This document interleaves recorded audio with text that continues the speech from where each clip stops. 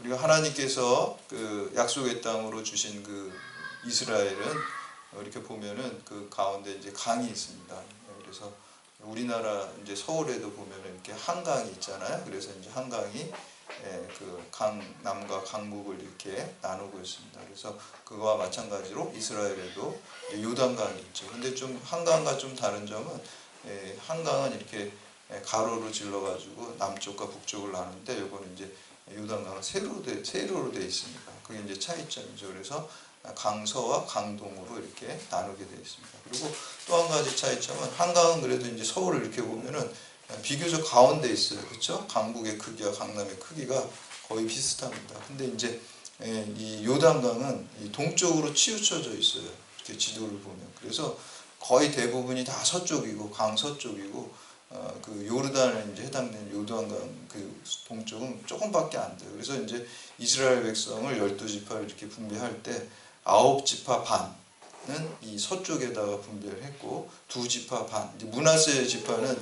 동서의 양쪽에 이렇게 걸쳐져 있어요. 그러니까 동쪽에도 조금 반 분배받고 므낫세 반 지파가 이제 반이라는 건 이제 절반을 얘기를 하는 거거든요. 그래서 이렇게 2지파 반만 이렇게 오른쪽 동쪽에 이렇게 분배를 받았습니다. 그래서 루벤 지파, 갓 지파, 므낫세 반 지파 이렇게 2지파 반이 동쪽에 이렇게 분배를 받게 되어 있습니다. 그래서 사사기를 이제 그런 상태에서 오늘 말씀은 입다라는 사사를 통해서 하나님께서 이제 구원하시는데 바로 이 동쪽에 해당되는 이쪽에 이제 구원하는 모습을 볼 수가 있어요. 사사기는 계속해서 똑같은 게 어떻게 보면은 반복되고 있어요. 4단계 이제 사이클인데요. 이스라엘 백성이 하나님대로 살지 않고 죄를 짓는 게 이제 첫 번째 단계고요. 이것을 하나님께서 그냥 내버려 두지 않고 징계를 하죠. 하나님의 징계가 이제 두 번째 단계고요. 징계 가운데 이제 이스라엘 백성들이 고통 속에서 하나님께 회개하고 기도할 때 그 기도를 들으시고 사사를 들어서 구원하시는 게 이제 세 번째 단계고, 다시 이제 네 번째 단계는 또 다시 이제 죄를 짓는 이것이 계속해서 반복되는 것을 볼 수가 있습니다.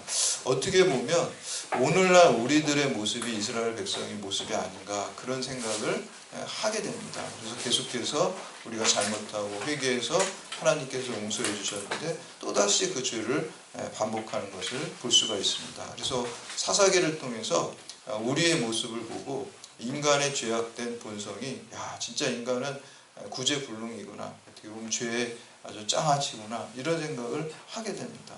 그래서 사사기를 통해서 인간이 스스로 구원받을 수 없는 존재구나, 인간의 어떤 본질과 본성을 보게 됩니다. 하나님의 은혜 아니면 구원받을 수 없겠구나 이런 생각을 하게 되고요. 첫 번째는 그래서 인간에게 절망할 수밖에 없어요. 그리고 한편으로는 그러한 인간을 포기하지 않으시고 끝까지 사사를 세워가지고 회개할 때 항상 구원하시는 하나님의 은혜와 사랑을 보게 됩니다. 그래서 사사기를 통해서 두 가지를 보여요. 인간의 어떤 죄악된 본성, 절망을 보게 되고요. 또 그럼에도 불구하고 끝까지 우리를 포기하시지 않고 용서하시고 사랑하시는 하나님의 사랑과 은혜를 보게 됩니다. 그래서 인간 스스로 구원받을 수 있다라고 말하는 종교들이 많이 있죠. 대표적인 게 이제 불교잖아요. 불교는 인간 스스로 윤회에서 벗어날 수 있다라고 하는데 저는 그게 맞지 않다고 생각합니다. 나 자신을 봐도 우리 인간을 봐도 희망을 걸 게 없잖아요. 솔직히 인간 세상에 보면은 뭐 공의, 정의 우리가 맨날 기도하고 이루어지길 바라지만 인간 스스로 저는 된다고 생각하지 않습니다. 하나님이 우리를 통해서 이루어지시기를 하나님께 소망을 두고 우리가 기도를 하는 것이지 세상에 무슨 정의가 있습니까? 세상에 무슨 공의가 있습니까? 그런 거 없습니다. 인간을 통해서는 절망하지만 우리가 희망을 갖는 이유는 하나님이 하나님의 사람들을 통해서 이루어 가실 것을 믿고 우리가 기도하시는 것이죠. 그래서 오늘 말씀에도 보면 이스라엘 백성이 또 하나님 말씀대로 살지 않고 하나님 말씀에서 벗어났을 때 하나님께서 회초리를 드십니다. 근데 회초리를 드는 방법은 이방 민족을 세워가지고 이스라엘 백성을 치시고 압제하는 그 방법을 사용하고 있습니다. 그때 이제 그 압제 속에서 고통받으면서 이스라엘 백성들이 기도를 하게 되죠. 근데 오늘 세운 그 사사는 바로 입다라는 사사를 통해서 하나님께서 구원하시는데 요단 동쪽에서는 이 암몬 족속을 들어가지고 이스라엘 백성을 치시고요.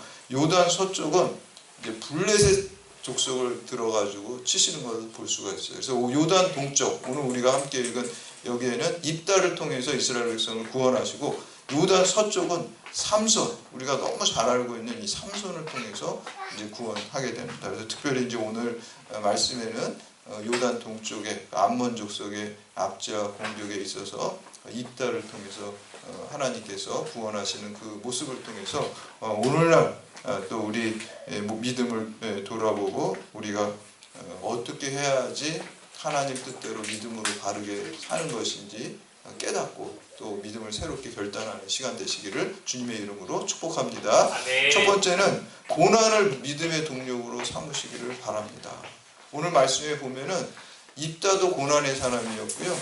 이스라엘 백성이 물론 자기네들이 잘못했지만 암몬 족속으로 지금 자기네들이 멸절되게 생긴 고난의 시기가 왔어요. 근데 이 고난을 갖다가 절망하고 좌절하고 자포자기하고 원망하고 또 내가 고난 때문에 그냥 될 대로 살자, 죄를 지면서 사는 게 아니라 이 고난을 기회로 삼아가지고 하나님 앞에 기도를 했어요. 그랬을 때 하나님께서 구원하시고 그것을 은혜로 바꿔주시는 놀라운 역사가 있게 된 줄로 믿습니다. 그래서 이제 요단 동쪽에 이제 암몬 족속이 이스라엘 족속들을 몰아내고 아주 전멸시키려고 이제 공격해오는 모습을 보게 됩니다. 삶의 터전을 잃어버리게 되는 고난과 위기 상황에 있게 된 거예요. 그래서 우리 10장 17절하고 18절 말씀 함께 우리가 봉독합니다. 10장 17절 18절 말씀입니다. 함께 봉독합니다. 시작.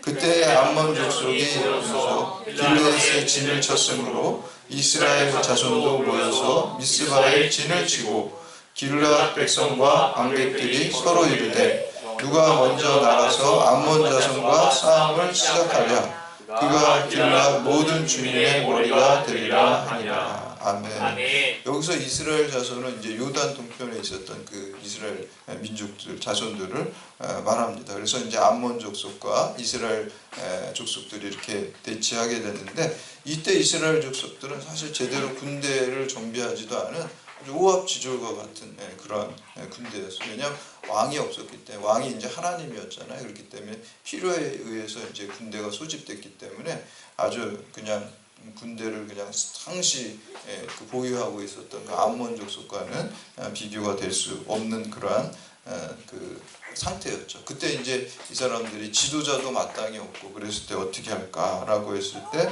그들 눈에 들어온 용사가 바로 오늘 본문 말씀에 보면 창녀의 아들이라고 그랬어요. 신분적으로 아주 어떻게 보면은 좀 무시당하는 그런 그 출신이죠. 그 입다를 통해서 이스라엘 백성 구원할 것을 보게 됩니다. 우리 11장 1절에서 3절까지 말씀 함께 봉독합니다. 시작. 길르앗 사람 입다는 큰 용사였으니 기생이 길르앗에게서 낳은 아들이었고 길르앗의 아내도 그의 아들들을 낳았더라. 그 아내의 아들들이 자라매 입다를 쫓아내며 그에게 이르되 너는 다른 여인의 자식이니 우리 아버지의 집에서 기업을 잊지 못하리라 한지라. 이에 입다가 그의 형제들을 피하여 북 땅에 거주하매 잡류가 그에게로 모여와서 그와 함께 출입하였더라. 아멘. 입다의 아버지 이름은 길르앗이에요. 근데 그 지역의 이름도 길르앗이에요. 그러니까 인명과 지명이 똑같아요. 아마 뭐 여기 길르앗에서 아주 뿌리 내려서 영원히 살아라 하는 의미로 그 입다 그 길르앗의 아버지가 그렇게 이름을 지어줬는지는 모르겠지만 바로 그 입다의 아버지가 이제 길르앗이었어요. 근데 이 길르앗이라는 사람이 그렇게 품행이 썩 좋은 것 같지는 않아요. 왜냐하면은 창녀를 통해서 이제 입다라는 자식을 낳은 거예요. 창녀의 아들. 그러니까 그리고 본 부인이 또 있었죠. 본 부인을 통해서도 또 아들을 낳았어요. 그래서 이제 어렸을 때는 같이 살았는데 이제 좀 더 크니까 그 본 부인의 아들들이 입다를 너는 우리 아버지 아들이긴 하지만 창녀의 아들이니까 배가 다른, 그러니까 아주 이렇게 학대하고 내쫓아버렸어요. 마치 이제 저는 이걸 보면서 우리가 이제 홍길동전이 생각나죠. 홍길동전이 서자의 자식으로서 서름을 가지고 호부 호용을 못하잖아요. 아버지를 아버지라고 부르지 못하고 형이라고 부르지 못하는 이 홍길동과 같은 출신이 바로 이제 입다였어요. 그래서 이렇게 무시당하면서 쫓겨났습니다. 근데 이 가정에서만 쫓겨난 게 아니에요. 오늘 말씀해 보니까 이 길르앗 땅에서부터 쫓겨났어요. 고향 땅에서도 추방당한 거예요. 이 고대 사회에서 자기가 살던 그 고향 땅에서 쫓겨나는 것은 사회적으로 아주 어떻게 보면은 생명을 다 끊어진 거라고 할 수가 있어요. 그 공동체 안에서 사는데 거기서 쫓겨나면 살 수가 없어요. 그렇게 비참하게 떠나왔어요. 저는 그런 생각을 해봤어요. 내가 입다였으면 어떨 것 같을까? 막 원망하면서 하나님 믿기는커녕 막 불평불만 아주 그냥 세상이 삐뚤어진 시각으로 막 볼 것 같아요.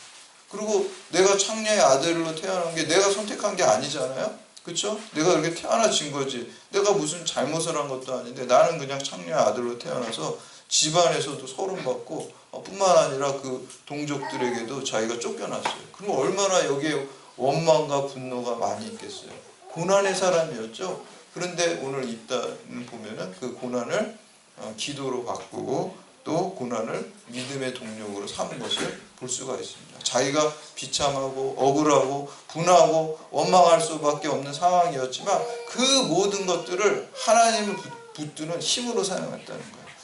여러분 살아가면서 우리가 얼마나 많은 고난과 고통이 있습니까? 심지어 그 불교에서는 뭐 고난의 바다, 우리 스가랴서에도 고난의 바다라는 표현이 나옵니다. 고난이 많다는 거예요. 고난이 많을 때 우리가 인생의 한 부분이 고난인데 더 큰 부분일 수도 있어요. 즐거울 때보다 어떻게 보면은 고난이 더 많을 수 있어요. 그러나 우리가 모든 인생에 다 이런저런 고난이 있는데 문제는 이 고난을 갖다가 우리가 어떻게 대응하느냐라는 게 더 중요합니다. 두 가지 반응이 있어요. 이 고난이 왔을 때 좌절하고 원망하는 그런 반응으로 보이는 사람이 있는가 하면은 믿음의 사람은 이 고난에도 하나님의 뜻이 있구나 라고 생각하면서 기도의 기회로 삼고 하나님을 더 의지하는 기회로 삼게 됩니다.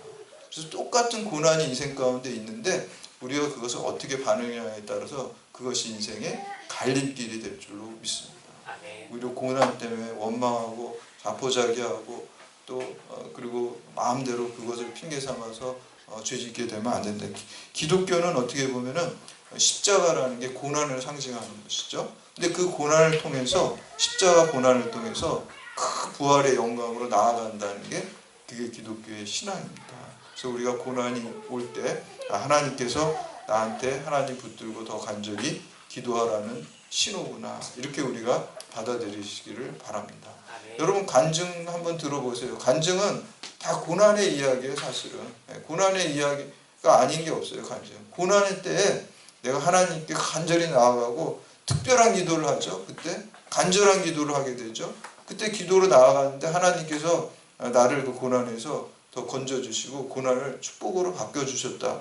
이게 다 간증입니다. 그래서 여러분 오늘 어려움과 고난이 있을 때 그거 고난을 휘발유로 삼아서 기도의 휘발유로 기도의 동력으로 삼아서 간절히 기도하시기를 바랍니다. 여러분 인사 문제도 마찬가지예요. 인사 문제도 내 뜻대로 되는 게 아니잖아요. 그것도 어떻게 보면 고난이에요. 힘든 거예요. 마음이 힘들어지잖아요. 내 뜻대로. 그때 어떻게 해야 돼요? 우리가 하나님께 맡기고 하나님께 기도 간절히 하고 기도 많이 하시기를 바랍니다. 그래서 하나님께서 기도를 통해서 나를 더 좋은 길로 반드시 인도해 주실 줄 믿습니다. 아멘. 하나님 원하시는 게 바로 기도로 나아가요. 그래서 우리가 성경에 보면 고난당하는 것이 내게 유익이라 이로 말미암아 내가 주의 율례를 배웠노라. 이렇게 이제 말씀하고 베드로전서 4장 1절에서는 그리스도께서 이미 육체의 고난을 받으셨으니 너희도 같은 마음으로 갑옷을 삼으라. 이는 육체의 고난을 받는 자는 죄를 그쳤습니다. 고난 때문에 오히려 내가 죄악된 삶을 살았는데 이렇게 살면 안 되는구나 라고 죄를 안 짓게 됐다는 거예요. 고난 때문에. 잘못된 길로 가는 사람은 어때요? 고난이 오면은 오히려 더 죄를 짓죠. 이 고난 때문에 내가 이렇게 막 사는 거야. 합리화시키죠. 근데 믿음의 사람은 어떻게 돼? 고난이 오면 하나님이 나를 치시는 거구나 라고 생각하고 내가 이제 죄를 다 끊어야지 하고 우리가 또 하나님께 나아가는 모습을 보인다라는 거예요. C.S. 루이스라는 그 신학자는요, 고난은 하나님의 음성을 듣는 확성기라 그랬어요. 우리가 고난이 없을 때 그냥 평탄할 때는 잘 하나님의 음성을 못 듣다가 고난이 오면은 하나님의 세미한 음성까지도 듣게 됩니다. 그리고 하나님께 기도하니까 간절한 마음으로 하나님께 집중해서 어떤 상한 심령을 가지고 하나님께 기도할 때 하나님의 세미한 음성을 듣게 되는 것이죠. 우리가 찬송가 373장의 고요한 바다라는 찬송이 있습니다. 여러분 찬송가 피시면 그 찬송이 있는데 1절이 이렇습니다. 373장 고요한 바다로 저 천국 향할 때 주 내게 순풍 주시니 참 감사합니다. 내 인생이 잔잔한 바다 같고 하나님께 순풍 주셔서 술술 일이 잘 돼요. 감사하죠. 그렇죠? 그 하나님께 감사하는 것도 믿음입니다. 근데 믿음 없는 사람도 이런 감사는 사실 할 수 있어요. 그렇죠? 여러분 일이 잘 되고 순풍이 막 불어가지고 내 계획대로 일이 척척돼요. 그러면 감사하죠. 하나님 안 믿어도 그냥 하늘에 감사하고 그냥 막연하게 감사하죠. 이거 조상님들이 도와주셨어. 믿지 않는 사람들 그런 말 많이 쓰더라고요. 감사를 한다는 거예요. 일이 잘 될 때, 사업이 잘 될 때, 뭐 자녀가 좋은 뭐 대학에 들어갈 때 감사한다는 거예요. 안 믿어도. 근데 이제 더 중요한 기독교 신앙의 핵심이 2절이에요. 2절에 보면 큰 물결 일어나 나 쉬지 못하나 이 풍랑 인연하여 더 빨리 갑니다. 저는 이게 기독교 신앙의 핵심이라 그래요. 풍랑이 일어나고요. 오히려 막 어려움이 있고요. 고난이 있는데 이 고난 때문에 오히려 더 이 풍랑 때문에 더 목적지에 하나님 나라에 하나님께 더 가까이 빨리 나아간다는 거예요. 이 믿음, 이 시각, 이 신앙이 기독교 신앙의 저는 본질이고 핵심이라고 생각합니다. 보통 고난이 오면 그건 나쁘다고 생각하죠. 근데 우리 그리스도인들은 내가 예수 안에서 있는 고난도 내게 유익이라고 그랬어요. 이 십자가가 장차 이 고난과 비교할 수 없는 큰 영광이 우리에게 있다라고 믿는 거예요. 로마서 8장 18절에서 사도 바울이 얘기하잖아요. 현재의 고난은 장차 있을 영광과 비교할 수 없다라고 그랬어요. 그래서 우리가 예수 그리스도 안에서 겪는 고난들은 그것이 나쁜 것이 아니라 이 고난을 통해서 내가 겸손해지고 내가 죄를 끊게 되고 내가 하나님을 더 의지하게 되고 내가 변화되는 하나님의 방법이라고 믿으시기를 바랍니다. 그럴 때 우리에게 장차 큰 역사가 있고 이 풍랑 때문에 이 역경 때문에 이 고난 때문에 우리가 함께 더 하나님께 더 나아가게 됩니다. 예수 믿는 사람들의 잘못 믿는 사람들의 미신이 뭔지 압니까? 예수 믿으면은 고난이 다 없고 그냥 일이 그냥 술술 다 잘 풀린다는 거예요. 그 미신이에요. 그래서 성경에 어디 그런 게 있어요? 성경에 그런 거 없어요. 그리고 믿음의 사람들 한번 다 보세요. 야곱 얼마나 고난이 많았습니까? 모세 얼마나 고난이 많았습니까? 사도 바울 얼마나 고난이 많았습니까? 평탄했나요? 평탄하지 않았어요. 사도 바울은 차라리 예수 안 믿었으면 평탄하게 살았을 것 같아요. 우리가 생각한. 그렇죠? 세상의 부귀영화 누리면서 예수 믿어가지고 다 버리고 고난의 길로 갔잖아요. 왜 그랬습니까? 그 영원한 축복과 영생이 거기에 있기 때문에 그 길을 간 거예요. 그래서 하나님께서 약속하신 것은 예수 믿으면 고난이 없다라는 것이 아니라 예수 믿으면 하나님께서 그 고난 가운데도 그 고난을 더 큰 축복으로 바꿔주신다는 거예요. 하나님께서 우리와 항상 함께 하시고 다 믿음으로 승리하고 영원한 축복을 우리에게 주신다는 약속이에요. 천국이 우리에게 약속된 줄로 믿습니다. 그래서 주님께서 우리가 고난이 없다라고 약속하신 게 아니라 성경에 그런 약속 없어요. 고난이 있을지라도 내가 너와 함께 하겠다는 약속을 주셨어요. 그래서 주님과 함께 그 길을 걸어갈 때 장차 우리에게 영원한 천국과 영원한 생명과 영원한 행복과 또 영원한 기쁨이 우리에게 있게 될 줄로 믿습니다. 이 약속입니다. 그래서 고난이 우리에게 있을 때 그것을 믿음의 동력, 기도의 동력으로 삼으시기를 바랍니다. 입다가 그런 사람이었어요. 그리고 오늘 보면 길르앗의 장로들이 있어요. 지금 암몬에 의해서 어려움 당하고 자기의 민족이 멸절될 위기 속에 그 고난 가운데 기도를 할 때 그 바른 생각을 갖게 됩니다. 두 번째 우리가 보면 기도를 통해서 바른 생각을 가져야 됩니다. 고난이 와서 기도를 하게 되고 하나님의 뜻을 분별하고 영적인 시각을 갖게 됩니다. 우리 11장 4절에서 6절까지 말씀 함께 공독합니다. 시작. 얼마 후에 암몬 자손이 이스라엘을 치료하였다. 암몬 자손이 이스라엘을 치료할 때 길르앗 장로들이 입다를 데려오려고 돕당에 가서 입다에게 이르되 우리가 암몬 자손과 싸우려 하니 당신은 와서 우리의 장관이 되라. 아멘. 아멘. 이스라엘의 회복은요, 이 기도하는 사람들에 의해서 회복됐어요. 여러분, 오늘날 우리도 마찬가지입니다. 내 인생에 여러 가지 어려움과 고난이 있을 때 그 회복은 기도를 통해서 이루어지게 된 줄로 믿습니다. 기도를 할 때 하나님의 뜻을 깨닫게 되고요. 기도를 할 때 내 기도를 통해서 내가 잘못된 길을 회개하게 되고요. 수정하게 되고요. 그냥 나한테만 초점을 맞추고 살았던 내 인생, 그쵸? 내 인생을 갖다가 하나님께 초점을 맞추게 돼요. 고난 때문에. 회개라는 게 뭐예요? 메타노이아잖아요. 방향 전환이에요. 나 중심의 삶에서 하나님 중심의 삶으로 회개하는 거예요. 뉴턴하는 거예요. 뉴턴. 그냥 내 맘대로 내 생각대로 막 살아.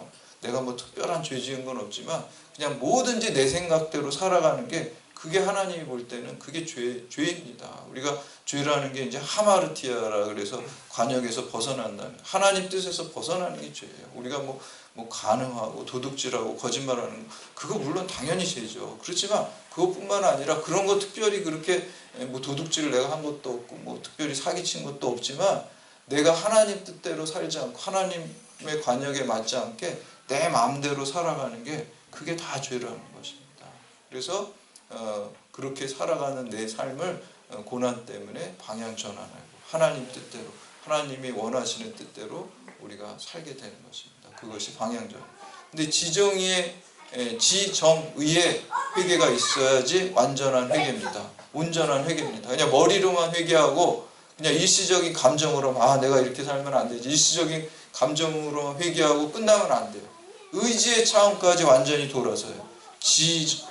머리로 하는 것, 감정으로 감동하는 것, 삶으로 변화되는 것까지 다 뉴턴을 해야지, 하나님 말씀을 쫓아 살아가야지 그게 진정한 회개가 될 줄로 믿습니다. 아멘. 우리 기독교인들이 위선적이라고 믿지 않는 사람들한테 비판받는 이유가 뭐예요? 머리로는 회개하고 그냥 눈물 흘리면서 콧물 빼면서 그냥 순간적으로 하나님 말씀 들을 때는 회개하고, 설교 시간에 말씀 들을 때 그냥 눈물 흘리면서 잠깐 일시적으로 감동하고 거기서 끝나는 거예요. 예배당 나가면서는 또 그냥 원래대로 살아가고, 그래서 비판받는 거예요. 그래서 우리가 온전한 회개는 지정의의 전인적인 회개가 될 줄로 믿습니다. 그래서 처음에 시작은 기도예요. 기도를 할 때 하나님께서 바른 생각을 부어주세요. 이게 지금 암몬과의 문제가 아니구나. 왜 암몬이 이렇게 우리를 침략하려고 하는 이 육의 문제들이 아니라 영적인 시각을 갖게 돼요. 하나님의 시각을 갖게 돼요. 이거는 우리가 하나님 앞에 말씀대로 살지 않았기 때문에 오늘 이 암몬이 오는 거예요. 그래서 길르앗 장로들은 고난 가운데 기도를 하게 됩니다. 그리고 바른 생각을 하게 돼요. 그리고 하나님께서 예비해 두신 입다를 생각하게 됩니다. 이 생각을 우리에게 부어주십니다. 하나님께서 우리에게 음성을 들려주시는 방법은요, 초자연적인 방법도 있지만 자연적인 방법도 많이 있어요. 그 중에 한 가지가 우리에게 어떤 마음과 생각을 부어주시는 거예요. 근데 그 기도하는 사람들에게 부어주십니다. 여러분, 기도할 때 하나님 어떤 생각을 부어주세요. 또 어떤 말씀을 떠올리게 해주세요. 그게 하나님의 음성 듣는 거예요. 여러분, 어떤 진로의 문제를 가지고 인사의 문제를 가지고요, 내가 여기로 가야 될지 이렇게 해야 될지 막막할 때 있죠. 판단이 안 될 때가 있죠. 그 문제 갖고 하나님한테 물어보세요. 하나님, 제가 하나님께 순종할 테니까 하나님 알려주세요. 그대로 제가 순종하겠습니다. 그 마음을 가지고 하나님께 기도하면 하나님께서 마음을 부어주시고 생각을 부어주고, 어느 쪽으로 한쪽으로 마음이 이렇게 기울어지고 마음이 평안해지고 샬롬이 오게 돼요. 마음이 평안해지면 그게 하나님의 응답입니다. 아멘. 하나님은 우리에게 평안을 주시는 분이에요. 마음이 평안해요. 환경은 아무것도 바뀐 게 없지만 내가 기도하는 가운데 하나님께서 어떤 쪽으로 생각하게 하시고 마음을 부어주시고 마음의 평안을 주시게 됩니다. 그래서 여러분들이 기도를 통해서 우리가 하나님이 주시는 생각이 바른 생각이에요. 내 생각이 바른 생각이 아니라요, 하나님이 주신 생각이 바른 생각이에요. 무슨 세계적인 무슨 석학이 주는 생각이 바른 생각이 아니에요. 하나님의 생각이 바른 생각이에요. 아멘. 그래서 기도할 때 하나님의 생각을 내가 갖게 돼요. 오늘 길르앗 장로들이 기도할 때 이게 영적인 문제구나 라는 걸 깨달았고 입다라는 사사를 준비시킨 것을 깨닫게 되고 입다를 찾아가서 이제 부탁을 하게 돼. 우리의 지도자가 되어달라라고 이렇게 부탁을 합니다. 우리 11절 말씀, 11장 11절 말씀 함께 공독합니다. 시작. 이에 입다가 길라 장로들과 함께 가니 백성이 그를 자기들의 머리와 장가를 삼으리라. 입다가 미스바에서 자기의 말을 다 여호와 앞에 아뢰니라. 아멘. 입다 역시 이 기도를 통해서 바른 생각을 가진 사람이었어요. 입다가 이 길르앗 사람들이 얼마나 밉겠어요, 그렇죠? 자기를 내쫓은 사람이잖아요. 그러니까 이 사람이 그냥 일반적인 사람이면은 야, 너 니네 나 완전히 무시하고 나 내쫓았지? 니네 어려움다 나 안 도와줘. 뭐 이렇게 아마 했을 거예요. 아니면은 뭐 이렇게 높은 위치에 올려주면은 거기서 아주 그냥 보복했을 거예요. 그 자리 지위를 가지고. 근데 그렇지 않아요. 마치 요셉과 같은 사람이에요. 요셉이 형들이 요셉을 팔았을 때 이제 애국의 총리 대신이 됐잖아요.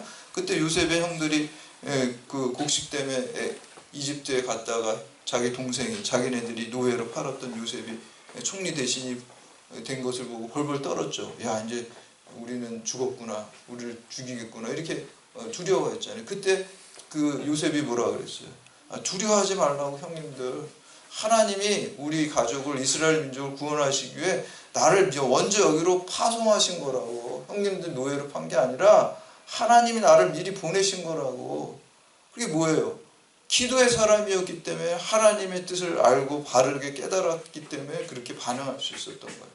마치 요셉과 같이 입다도 자기의 민족이 자기를 내쫓았음에도 불구하고 그들을 그렇게 생각하지 않고 요셉처럼 구원의 사사로서 자기가 그거를 받아들이는 것을 볼 수가 있습니다.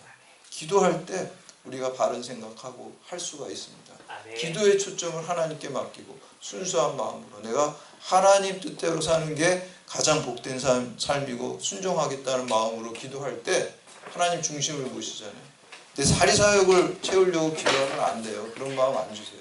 그렇지만 내 사리사욕이 아니라 제가 주님께 온전히 순종하겠습니다. 제가 주님의 뜻을 모르니까 알려주세요. 이 마음으로 기도할 때 하나님께서 반드시 바른 생각과 하나님의 뜻을 알려주실 줄 믿습니다. 아멘. 오늘 입다도 그러한 사람이었고요. 길라 장로도 그러한 사람이었어요. 그래서 기도의 사람들을 통해서 바른 생각을 부어주시고 회복의 역사가 시작된 줄로 믿습니다. 아멘. 마지막으로 세 번째, 우리는 말씀의 전문가가 되어야 될 줄로 믿습니다. 하나님 말씀을 잘 알아야 우리가 하나님 뜻을 알 수 있어요. 입다는 이 암몬 사람들과 이제 수장이 되어가지고 암몬 사람들이 쳐들어오니까 그냥 바로 막 전쟁을 한 게 아니에요. 평화적으로 처음에 해결해 보려고 노력을 했어요. 그래서 이제 사신을 보내가지고 협상을 하려고, 싸우지 말고 우리 평화적으로 이제 하자. 그리고 너희들이 지금 암몬 족속들이 길르앗 땅 빼앗으려고 하는 것은 그거는 잘못된 것이다 라는 것을 이 사신을 보내서 이제 얘기를 하게 되죠. 그래서 12절에서 15절까지 말씀 함께 봉독합니다. 12절에서 15절 시작. 입다가 암몬 자손의 왕에게 사자들을 보내 이르되 내가 무슨 상관이 있게 내 땅을 치러 내게 왔느냐 하니 암몬 자손의 왕이 입다의 사자들에게 대답하되 이스라엘이 애굽에서 올라올 때 아르논에서부터 야복과 요단까지 내 땅을 점령했기 때문이니 이제 그것을 평화롭게 돌려달라 하니라. 입다가 암몬 자손의 왕에게 다시 사자들을 보내 그에게 이르되 입다가 이같이 말하노라. 이스라엘이 모압 땅과 암몬 자손의 땅을 점령하지 아니하였느니라. 아멘. 입다는요 성경에 아주 정통한 사람이었어요. 오늘 28절까지 우리가 함께 이 시간에 다 읽지는 않았지만 이걸 쭉 28절까지 계속 이어지는 내용을 보면 이스라엘의 역사에 대해서 하나님의 말씀에 대해서 아주 그냥 빠삭하게 알았어요. 그러니까 이렇게 얘기를 해도 거기에 이렇게 뒤처지지가 않는 거예요. 그래서 설명을 조근조근 다 해준 것을 보고 그러나 이러한 평화적인 노력에 불구하고 우리 마지막 절인 28절에 보면은 암몬 왕은 입다가 사신을 통해서 말한 것을 듣지 않고 결국에는 이제 전쟁이 일어나게 됩니다. 우리가 자세히 그 다음 시간에 이것을 살펴볼 텐데 오늘 말씀을 통해서 우리가 깨닫는 것은 입다는 기도의 사람이면서 동시에 말씀의 사람입니다. 오늘 우리가 건강한 신앙을 갖는 것도 기도와 말씀이 병행되어야 될 줄로 믿습니다. 기도만 하고 말씀을 읽지 않으면요, 위험해질 수가 있어요. 그 신앙이 객관성을 잃어버릴 수가 있어요. 이단에 빠질 수가 있어요. 하나님의 말씀을 읽지 않고 기도만 해. 난 직통계시만 받으면 돼. 직통계시가 더 우위에 있어. 이렇게 생각하면 안 된다는 거예요. 그렇게 되면 다 자기 주관적인 신비주의에 빠지고, 이단 교주들은 다 이 성경 다 무시해요. 그리고 뭐 성경하고 별로 상관없는 무슨 음모론 같은 거 막 그냥 성경에 나와 있지 않은 얘기, 이걸 주되게 이러면 혹하죠. 왜냐하면 일반 교회에서 안 듣던 소리니까 혹하는 거예요. 신기하니까. 그게 현혹하는 겁니다. 그게. 여기 말씀에 나와 있는 게 이게 하나님의 객관적인 말씀이고요. 직통계시를 해도 이 말씀과 일치되는 말씀을 주세요. 하나님. 여기에 무관한 걸 주시지 않아요. 이 말씀과 반대되는 걸 직통계시 받았다 그러면 그건 이단이에요. 그건 이단입니다. 하나님 왜 이거와 반대되는 말씀을 주시겠어요?